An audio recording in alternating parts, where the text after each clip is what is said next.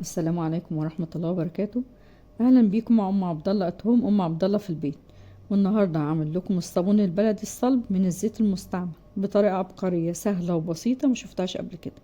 واذا عجبكم الفيديو ما تنسوش اشتراك في القناة وتفعيل جرس الاشعارات ولايك وشير مع غيركم عشان الكل يستفيد.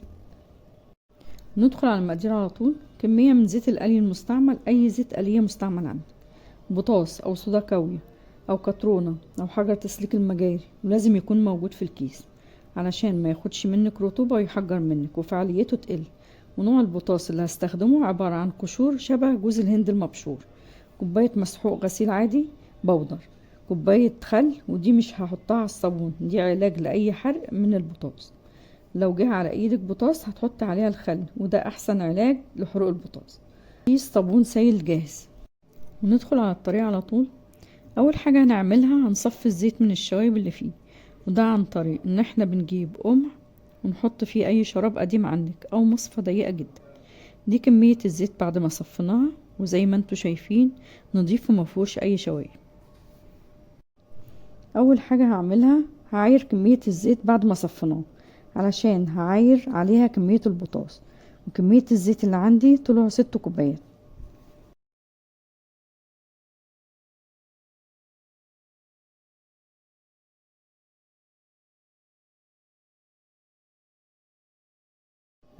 نجيب اي علبة بلاستيك ونبدأ نحضر بوتاص، بس الافضل قبل ما نبدأ نعمل بوتاص لازم نلبس كمامة وجوانتي ونبعد نفسنا عن الابخرة الضارة اللي هتطلع منه، وبلاش يبقى حواليك اطفالك وانت بتعمليه.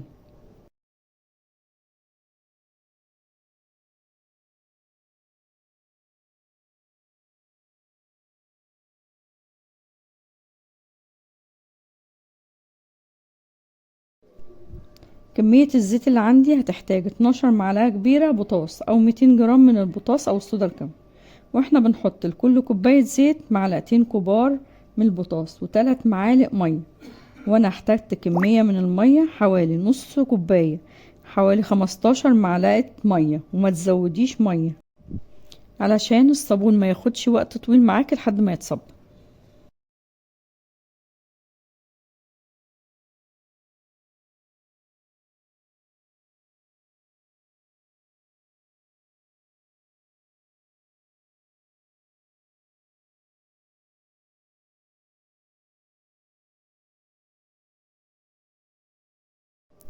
بندوب البوتاص في كمية المية وهو بيكون ساخن جدا، نسيبه على جنب لحد ما يبرد.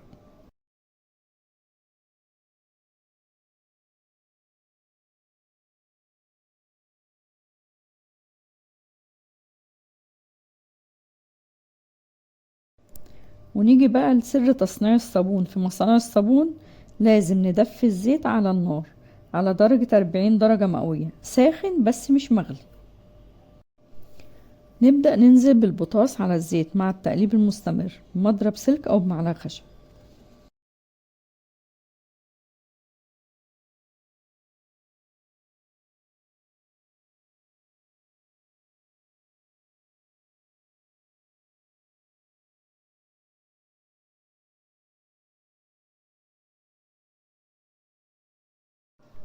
بعد ما قلبت البوتاص مع الزيت كويس نحط عليهم الصابون السائل الجاهز ونقلبهم مع بعض كويس. وبنلاحظ لما بنحط الصابون السائل وبنقلب يبدأ لون الصابون يتغير ويفتح لونه.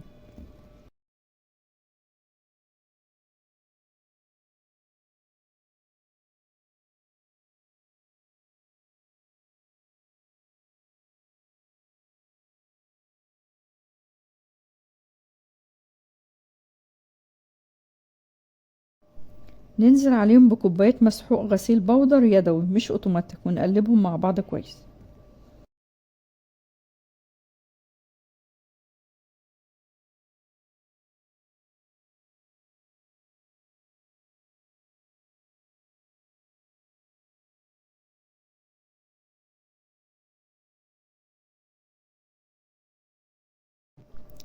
ونفضل نقلبهم لمدة ربع ساعة تقريبا لحد ما يتقل قوام الصابون.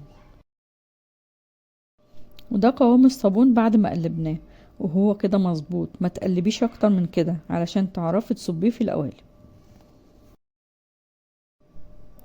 بالنسبة للقوالب اللي هصب فيها، انا هنا هستخدم علب العصير وانا غسلتها ونشفتها كويس، او العلب البلاستيك او اي حاجة متاحة عندك.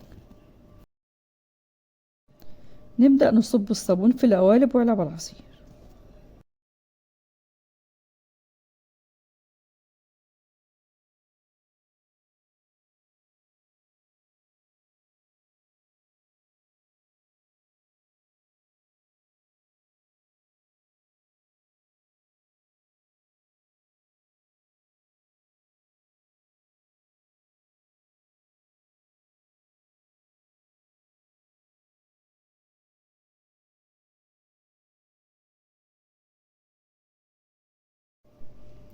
ودي كمية الصابون بعد ما صبناها في القوالب.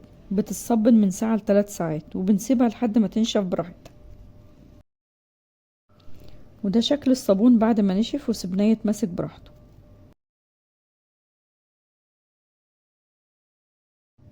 زي ما انتوا شايفين في الفيديو، ظهر في الصابونة حبيبات المسحوق، وهي مش محتاجة لا سكر ولا كربونات.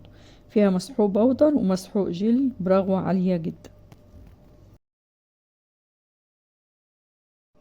ودلوقتي هعمل معاكم اختبار للرغوة الموجودة في الصابونة. والصابونة دي لسه مش نشفت خالص كمان، بقالها 3 ايام بس، وهي رغت على طول، وتقدر تستخدميها في غسيل المواعين وغسيل الملابس شديدة الاتساخ.